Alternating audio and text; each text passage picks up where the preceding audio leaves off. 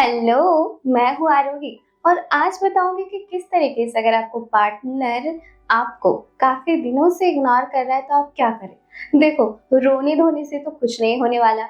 आपको पता है कि वो कितना जिद्दी है, उसकी जिद को आप कैसे हैंडल करोगे, आप उसके बारे में सबसे अच्छे से जानते हो। आपका पार्टनर यानी कि ये वीडियो दोनों के लिए है, चाहे वो लड़का है चाहे लड़की। आपका पार्टनर कोई भी हो, सेम वैसे ही हरकतें करेगा जैसे कि हर एक इंसान गुस्से, नाराजगी में या इग्नोरेंस में करता है। रिलेशनशिप हमेशा स्मूथली चले ऐसा पॉसिबल नहीं है।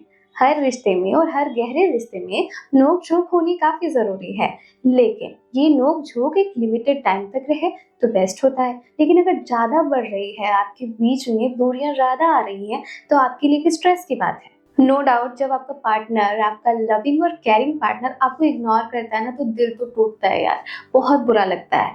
लेकिन आपके पार्टनर की नाराजगी की वजह तो आपको जाननी होगी ना। आपको ये तो फाइंड आउट करना होगा कि लॉन्ग टर्म की नाराजगी है या शॉर्ट टर्म की नाराजगी। आखिर अगर शॉर्ट टर्म की नाराजगी है तो क्यों हुई है, क्या रीजन है और सॉल्यूशन, ये सब चीज मैं बताऊंगी। तो मैं हूँ आपकी दोस्त और होस्ट आरोही। चैनल पे नए हो तो प्लीज सब्सक्राइब कर देना और लाइक करना वीडियो को। हर नाराज इंसान के पीछे ना कोई वजह होती है, वो वजह आपको जाननी होगी।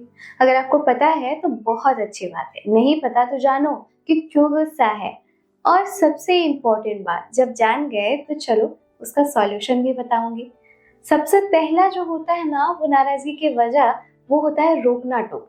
लोग क्या करते हैं ना, अक्सर अपने पार्टनर की लाइफ में इतने ज्यादा इन्वॉल्व हो जाते हैं, उन पे सोचते हैं ना कि पूरा राइट है मेरा इस पे, पूरा का पूरा अधिकार है कि मैं कुछ भी इसके साथ पूछ सकता हूँ, कर सकती हूँ या कर सकता हूँ। इसे रोकते हैं, टोकते हैं। हाँ, इन सब केयरिंग नेचर के बीच में हो सकता है कि आप उनसे बहुत प्यार करते हैं, इसलिए उन्हें रोकते टोकते हैं। बट ये भी तो याद रखिए कि उनकी एक पर्सनल लाइफ है, वो एक छोटे बच्चे नहीं है या बच्चे नहीं है जिसके पीछे आप दिन रात लगे रहे। और सबसे इम्पोर्टेंट है, बहुत सारी ऐसी चीजें होती है जिसपे टोकना बिल्कुल भी अच्छा नहीं होता। उनके मूड पे भी डिपेंड करता है कि आखिर वो परेशान है अगर, और उन चीजों पे अगर आप उन्हें टोक देते हो तो उन्हें और बुरा लगता है। हो सकता है कि नाराजगी की वजह आपका जरूरत से ज्यादा रोकना टोकना भी हो।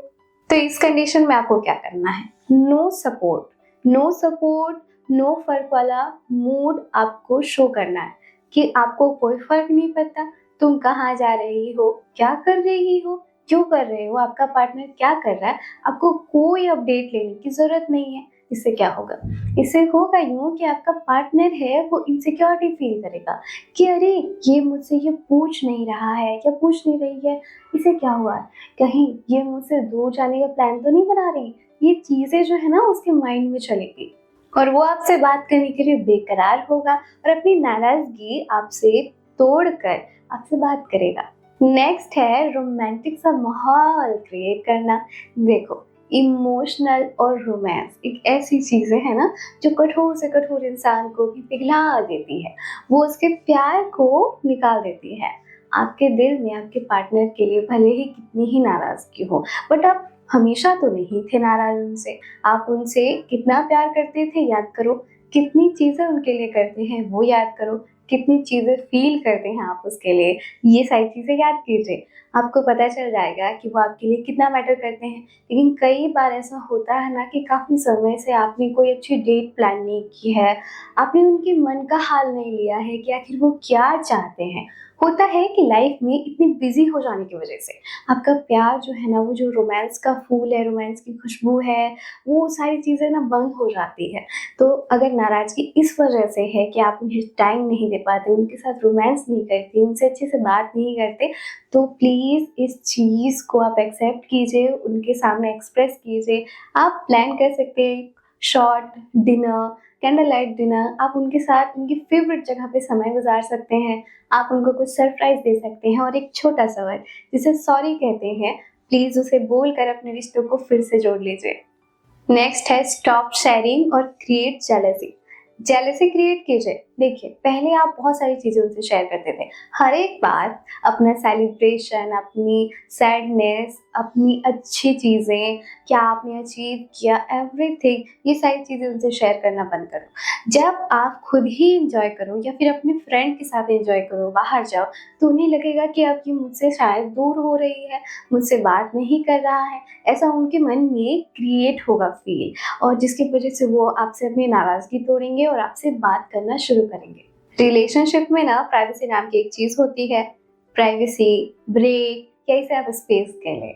एक न्यूनेस ज़रूर थी अपनी रिलेशनशिप में।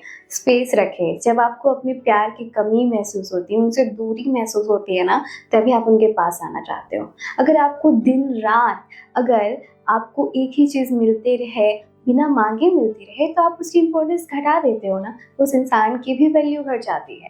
ज़रूरत से ज़्यादा अपना समय और अपना प्यार शो करने से भी आपकी वैल्यू कम होती है। तो थोड़ा उन्हें कम ही महसूस होने दें, स्पेस दें, रिलेशनशिप को थोड़ा-सा ब्रेक दें। लास्ट और सबसे इम्पोर्टेंट, कंपैरिजन विद अदर। दूसरों से कंपैरिजन करने की वजह से भी आपका पार्टनर आपसे गुस्सा हो सकता है।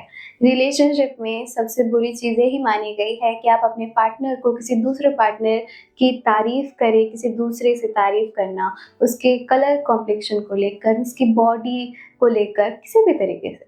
मोस्टली बॉयज़ जो हैं वो अपनी जो पार्टनर होते हैं, उनकी फ़िगर को लेकर भी उन्हें बहुत सारी चीज़ें बोलते हैं। उसकी ड्रेसिंग सेंस एंड एवरीथिंग, ये सारी चीज़ें आप करना प्लीज़ बंद कर दीजिए। इनफैक्ट दूसरों के सामने तो बिल्कुल भी मत कीजिए। अगर कंपैरिज़न आप करते हैं ना, तो आपका रिलेशनशिप कमज़ोर होगा, आपका जो भरोसा है एक-दूसरे पे वो कमज़ोर होगा, और आपका पार्टनर कई वजह से भी गुस्सा हो जाएगा और इग्नोर करता है आपको कि ये तो मेरी वैल्यू नहीं करते, हमेशा मुझे दूसरों से कंपेयर करते हैं। तो ये चीज़ें करना बंद कीजिए। मैं आपको भरोसा दिलाती हूँ कि ये जो टिप्स मैंने बताई हैं, ये आपको ज़रूर काम आएँगी और आपका पार्टनर जो है, अब आपको इग्नोर नहीं करेगा। आई होप सो कि वीडियो आपको काफ़ी अच्छी लगी होगी। इसी तरह बहुत सारी वीडियोज़ के लिए please subscribe my channel and video को लाइक ज़रूर करें। Thank you.